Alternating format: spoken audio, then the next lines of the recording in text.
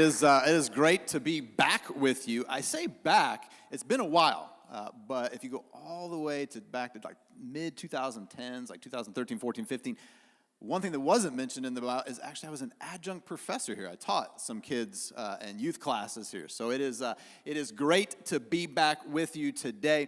I'll admit, when I knew I was coming back to Northpoint and I was going to be here, you all were going to be here, like Dr. Quackenbush was going to be, Dr. Cecilia over here. I mean, I was like, I got to come up with something really, really deep. This has got to be something deep. And so I was racking my brain. But I got to, just being honest with you, I kept coming back to Psalm 23. And if you're anything like me, when you grew up, you had Psalm 23 memorized. We had basically a plaque in our house that had Psalm 23 on it in the King James Version there. You'd walk by it all the time. And it's one of the most well-known, maybe the most well-known psalm, one of the most popular ones. And why is it? It's got a lot of great stuff in it, doesn't it? You think about the Lord is my shepherd. Isn't it nice to have a guide in life? And, he makes me lie down by green pastures, and he leads me by still waters. Isn't it nice? It's just kind of a nice, peaceful scene. It's nice to have a nice break, be able to relax in God's presence. Isn't that it's a nice psalm, isn't it? But I'll admit, as a kid, I would always get to verse 5. And for me, verse 5, it just seemed like such a weird verse to me. Because you're reading about the Lord is my shepherd, and again, still waters, and nice green pastures, and then you get to verse 5, and it says in that King James Version, thou preparest a table before me in the presence of my enemies. And I remember getting up and thinking about that verse. I'm like, that just seems so strange to me. If I was David and I was, penning this down, if I'm God, I'm inspiring this to David, that is not how I would write that verse. If I was writing that verse, the way that I would write that verse would be, God, you destroy all of my enemies, and then we enjoy a nice meal together. Thou vanquishes all of my foes, and then we sup together. But that's not how that verse is it? It says, thou preparest a table before me in the presence of my enemies. And I can remember as a kid just thinking, man, that's so weird. Because just stop and think about what is going on here for just a second. The God of the universe, he's preparing a table. He's got two seats laid out. There's a seat for him. There's a seat for you, and you're about to sit down and eat together. And it doesn't say this, but, my version, it's got like all of your favorite food laid out for you right there that you're about to eat together with God. And I don't know what your favorite food is. Maybe it's like, some nice, perfectly seasoned fried chicken with like a pile of mashed potatoes and gravy on the side. Maybe your favorite food is like a big, nice piece of lasagna. No, taking every bite when you take it, this cheese just stretches, Maybe that's your favorite. I know for me, my favorite food that God would be preparing, it would start off with a nice Caesar salad, some nicely thin shaved Parmesan cheese and cracked black pepper, and then right after that would be like a nice big bowl of thick New England clam chowder, and then there would be like a Japanese A5 Wagyu ribeye with just the perfect crust on it, followed up by a nice hot bubbling apple crisp and French vanilla ice cream. That would be the meal that God would be making for me. In fact, can we go to lunch right now? I'm getting kind of hungry here, but. Now, you're getting ready to eat, sit down to this amazing meal for God, and then all of a sudden, you notice that you're actually not alone. That there's actually other people around you, and it's not just like friends and family that are around. No. It says that he prepares a table before us in the presence of our enemies. You're about to sit down with God and enjoy this amazing meal, and you look around and you notice that, again, you're not alone, but all of your problems and your pains and your difficulties and maybe even your actual enemies are there with you. And I can remember as a young kid just sitting there thinking, man, that just seems so weird to me that's how this psalm that starts off with God is my shepherd. He leads me through green pastures and quiet waters. That it also has this verse here in verse 5 that talks about our enemies and our problems and our difficulties being there. But I think that this verse actually teaches us a few things about our relationship with God. And what I want to do over the next couple of minutes is take a look here at verse 5 and pull out at least 4 truths that I think that verse 5 teaches us about our relationship with God. And here's the first one, and that is just simply this, that God is setting a table for all of us. God is setting up a table for me. God is setting up a table for you. I mean, that's really one of the reasons that Psalm 23 is such a popular verse. It talks about the fact that God is near. He is our shepherd. He leads us. He restores us. Psalm 23, it's a reminder that he is there for us, that he cares for us. In verse 5, it's telling us that God is there for us even in the difficult times. Even though we go through the valley of the shadow of death, that God is there with us. Even when things are not going well, that verse 5 reminds us that he is nearby. When I was growing up, I spent most of my life growing up in the great state of Missouri, or Misery is how you might refer to it. But I loved the state of Missouri. I spent most of my life growing up in northern Missouri. And I can remember that when I left to go to college, I actually didn't go to Northpoint. I went to Central Bible College back in the day when it existed. And when I would leave to go to school, it's about a 3.5-hour drive from where I grew up.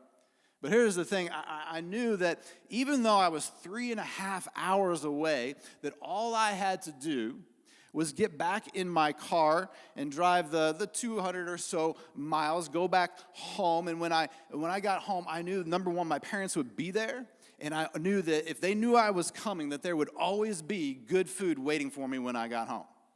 If it was summertime in our warmer weather and I was heading home, maybe late spring or whatever, and my dad, I can guarantee you when I got home from college for the weekend that he would be ready for me. He would be in the back. He would be grilling something. He maybe have the smoker going with a nice brisket or something like that. And I would come home and there would be good food waiting for me. If it was wintertime, it may not be the barbecue in the back, but he'd probably have like a nice big pot of stew on the stove or a nice big pot of chili on the stove. I knew that when I would go home, I was 3.5 hours away, but as soon as I got home, that my parents, they would have a meal ready for me. And that's really what Psalm 23 verse 5 is saying is, there may be, it may seem like God is kind of far off. We may be dealing with some problems and some pains and some difficulties, but the reality is that God is nearby and he is preparing a table. He has good food that he is getting ready for each and every single one of us. I know for me now, it's not a 3.5-hour drive. Now it's more like a 3.5-hour flight to get back to Missouri. But I know even today that if I were to go back to my parents, that the moment I walked in the door, they would have something ready for me because they love me, because they care for me. And Psalm 23, verse 5, it is a reminder that God loves us and cares for us and that he is preparing a table for us. Now I know some of you are probably thinking, hey, Pastor Jamie, this is Northpoint Bible College. Did you really come up here to just tell us that God, he loves us and he cares for us and that, he wants to provide for us? Look, I get on an intellectual level, that's a pretty simple, basic fact. But here's what I do know about pastoring. There's a lot of people that they know that in their mind, but they struggle to know that in their heart. And maybe you're here today and, you can answer it right on a test in your class, or you can write a nice term paper on it or whatever. You may know it up here, but the question is, do we really know that in our heart? Do we really know that in our heart? Maybe there's some who are here and you're just really struggling. You're just really wondering, God, do you really care? Are you really there for me? Are you really nearby? Psalm 23, verse 5, first, it is a reminder that God is setting a table for all of us because he loves all of us. Another psalm, Psalm 136, verse 26, it says, give thanks to the God of heaven, for his steadfast love endures forever. He doesn't give up on us. He's always nearby. He always cares.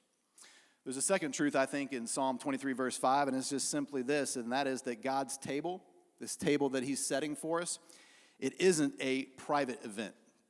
It isn't a private event. Have you ever gone out for maybe like it's a special birthday or a big family gathering, and you call the restaurant ahead of time, and you set up and you say, hey, we need the private room in the back. Anybody here ever done that before? Got a private room in a restaurant? Some of you, yeah. Why do we do that? We do that because we don't want to be disturbed, and also we want to be able to enjoy ourselves and not disturb those around us. And you would think if you were going to be able to sit down with God, it would just kind of be this nice private event. We might be getting together. Maybe we'd have friends and family, whoever, right there with us. But that's not what Psalm 23, verse 5 says. It says it's not really a private event. It would almost be like if you were calling ahead to a restaurant, or your friend was calling ahead to a restaurant because you had your birthday and you were going to get together with all of your family and your friends or whoever, and you walk into the restaurant and your friend says, hey, I just want to let you know, I invited a few other people to join us here tonight. I hope you don't mind. And you ask, well, who did you invite? And they say, well, I invited your ex-girlfriend or your ex-boyfriend. I also invited that boss that, that one that was giving you a hard time last. I invited him. Is that all right?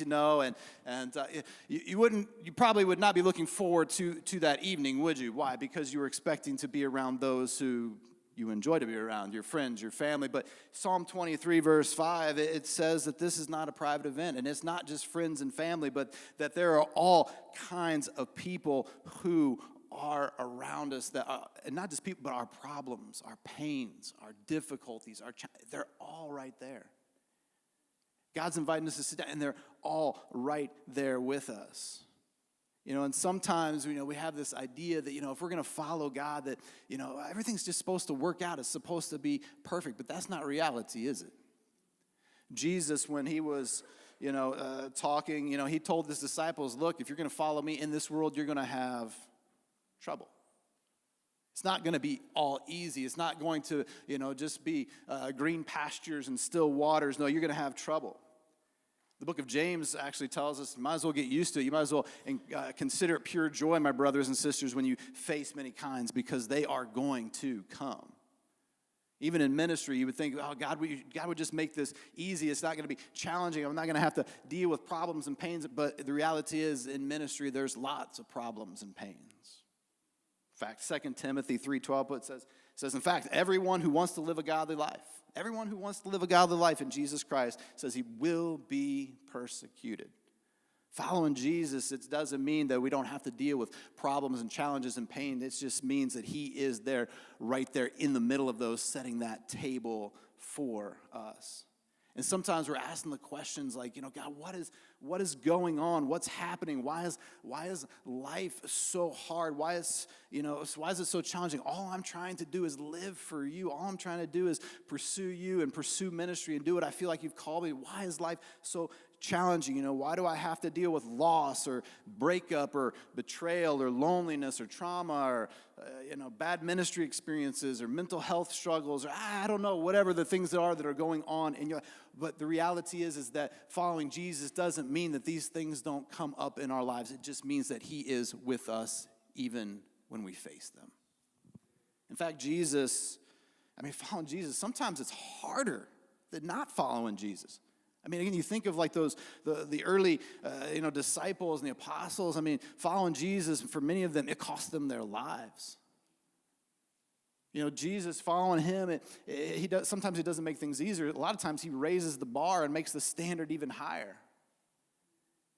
Before in life, whenever bad things happened, before coming to Christ, I could lose my temper, I could yell, I could, do whatever. But Jesus, he calls us to higher. He puts the standard. We have to learn to control our tempers. We have to learn to be able to walk with him in step with the Spirit.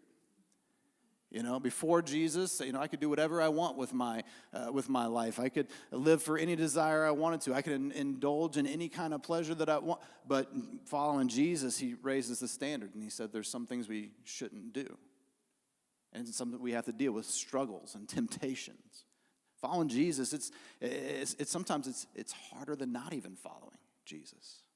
And I could go on and on with other examples, but here's the reality of what Psalm 23 verse 5 is saying is that the life that we live right here, it will not be pain-free. It will not be problem-free. The table that God is setting, it's not a private event. It's not an escape from the problems of this life. It just means that he will be with us in the midst of them.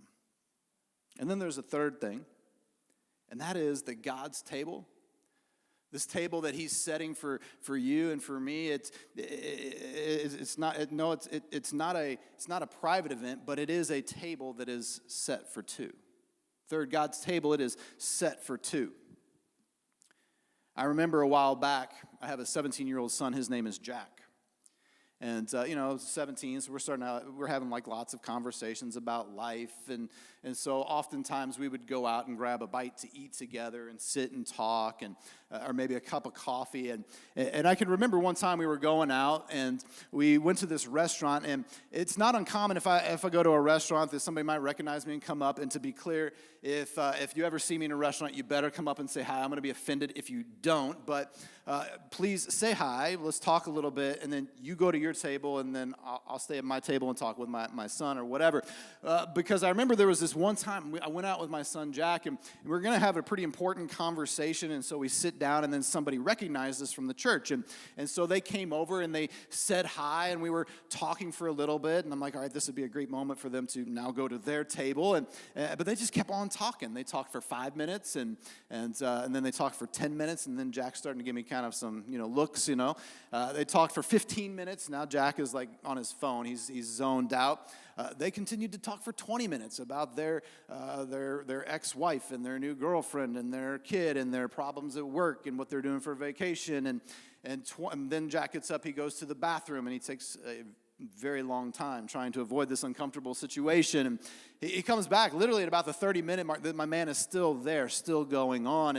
And I know what you're thinking, Jamie. You should have just told him to leave, and you would be absolutely right. I should have done that. Why? Because that table right then and there, that was supposed to be a table for two, but I let it become a table for three. And here's the reality is that there are some, perhaps even some, who are here this morning. God is setting a table for you. No, it's not a private table, but it is a table for just you and him, but you have let someone else sit down at that table with him.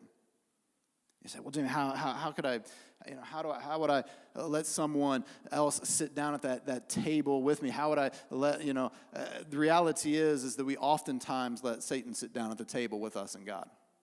The book of 1 Peter 5:8, it says to be alert, to be sober-minded. Your enemy, the devil, prowls around like a lion looking for someone to devour. And the reality is that we have an enemy who's prowling around just looking for an opportunity to sneak in and sit down at that table that God is setting just for us.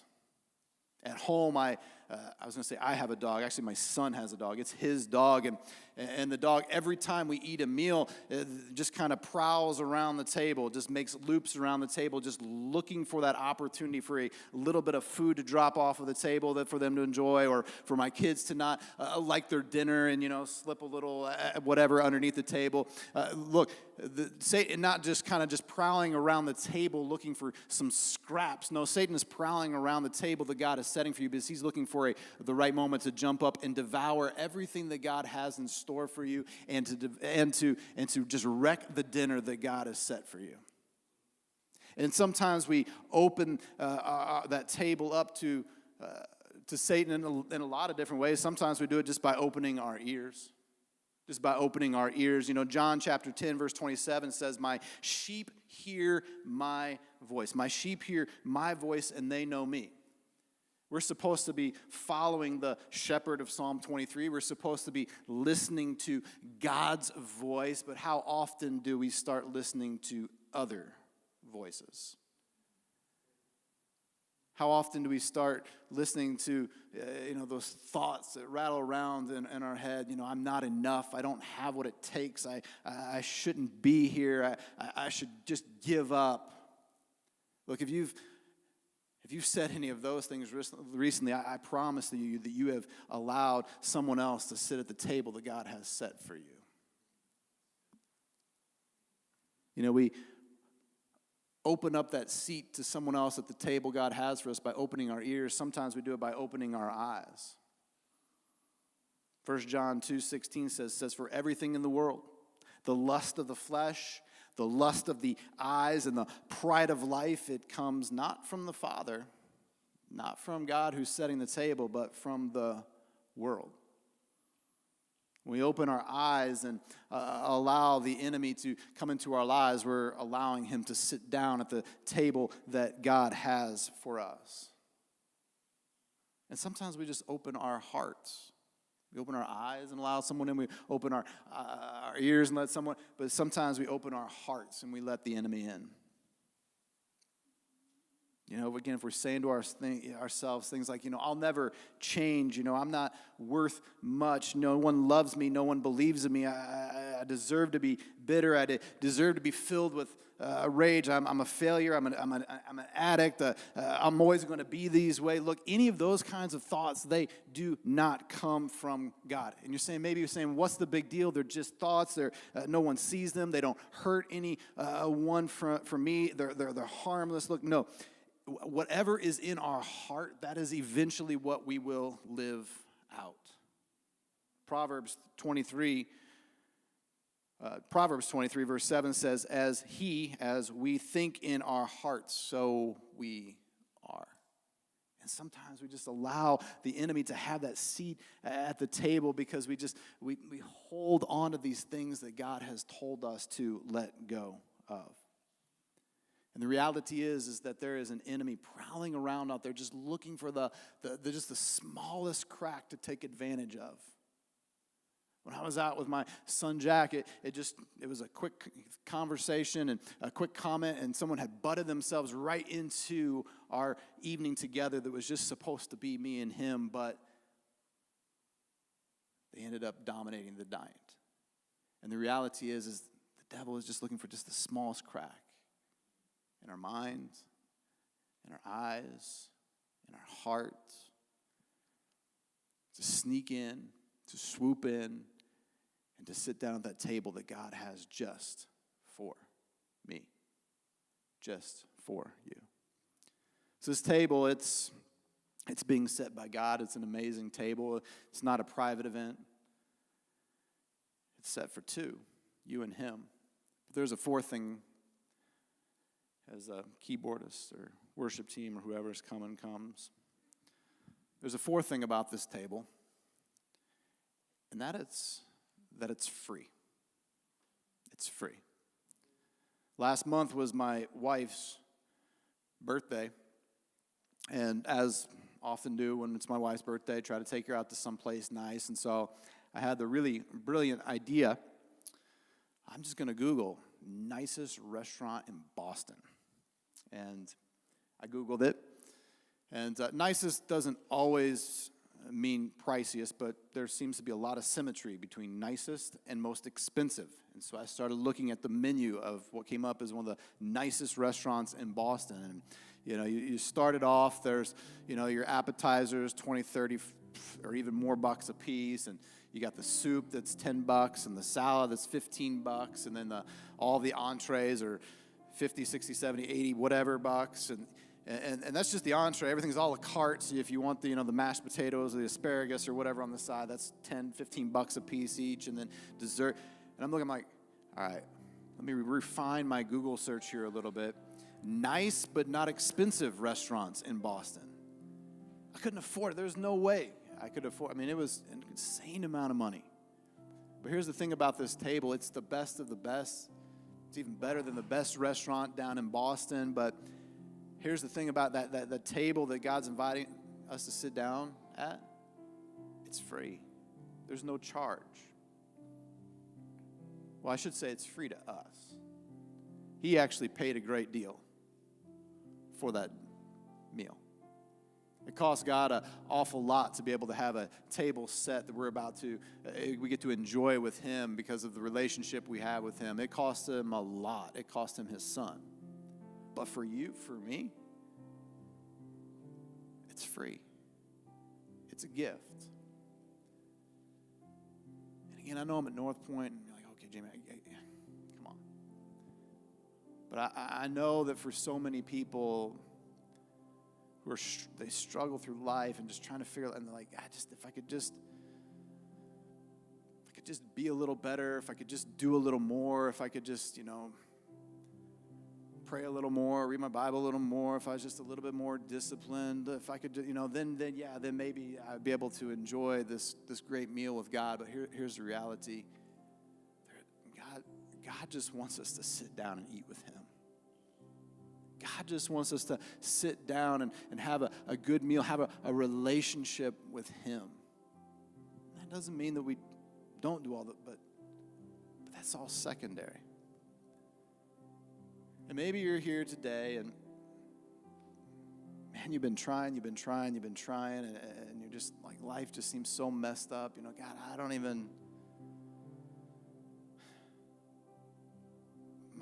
God's word for us today is just simply this. That he is setting a table for each and every one of us. And it's an amazing table. And no, it's not private. There's still it doesn't get us out of all the problems and pains in this world.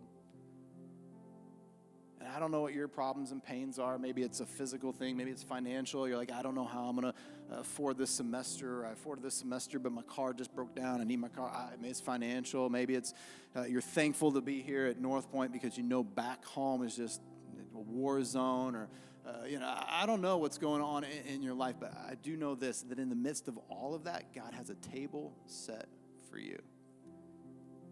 And it's just for you. It's not supposed to, we're not supposed to let the enemy sit down and to capitalize. It's just for us. He wants to have a relationship for us, and it doesn't even cost us anything. It's free. He just wants us to come and sit down. Would you pray with me?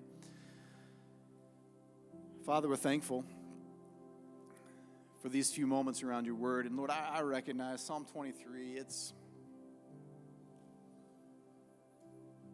a well-known song.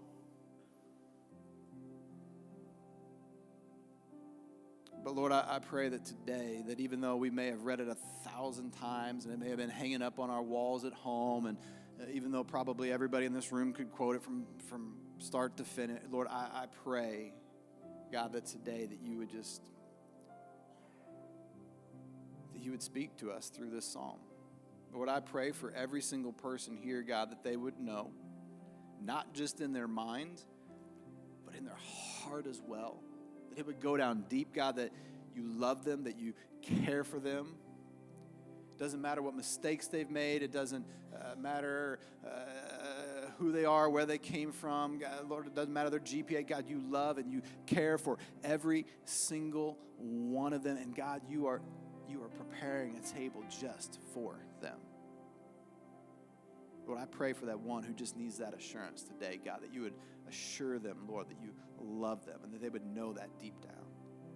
Lord, I pray for that one who's maybe here and, man, it just seems like a life is coming up against them and they're facing problem after problem after problem, pain, difficulty, challenge, Lord. Then maybe they're even asking the question, God, are you there? Are you still there? Have you abandoned me? Where are you at? It just seems like I'm just facing so much. God, I pray that they would know that you're setting a table for them. And no, that doesn't mean that they get all their problems taken care of. That's one of the beauties of Psalm 23. It says, even in the midst of our problems, even in the midst of our pain, God, you're preparing that table. And Lord, I pray for that one who's maybe here